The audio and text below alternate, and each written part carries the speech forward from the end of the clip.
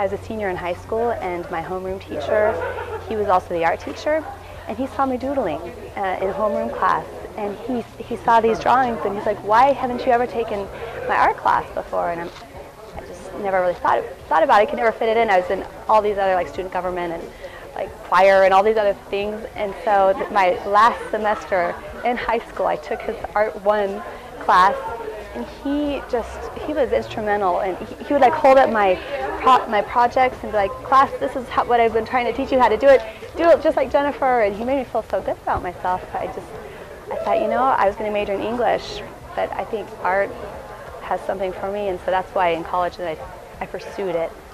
So I knew from the beginning that that's kind of what I wanted to do. Just as soon as I started taking the classes and, you know, experimenting more, I'm like, this is my calling in life.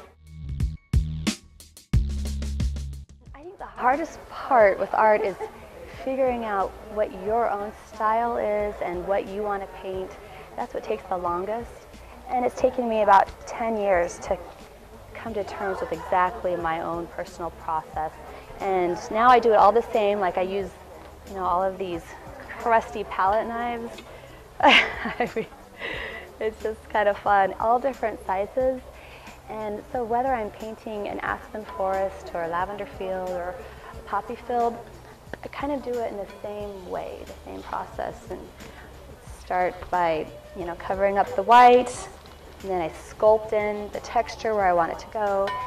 So it's the same kind of process that I've developed. The last is the fine-tuning of things. I think art and music, both of those have the ability to bring joy. And so that's kind of what I love so much about sharing my paintings with people, is it makes them happy. It really lifts their spirits and makes them, you know, they look at them and it's very positive, and it lowers their blood pressure, some people tell me. It just makes them calmer. And so art really does have that kind of power, and that's what I love most about it, bringing people happiness.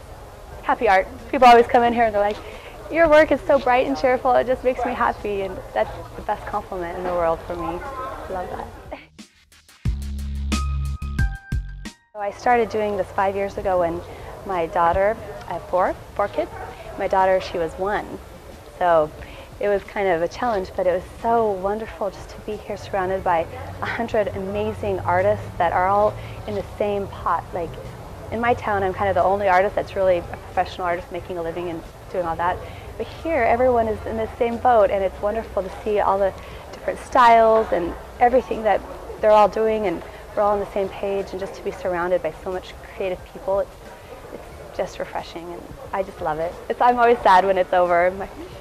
Time to go back to my little studio where, you know, I paint and no one's there, and I ship things off to galleries, but I never meet the people that buy my work. So here it's incredible. It is all about the relationships.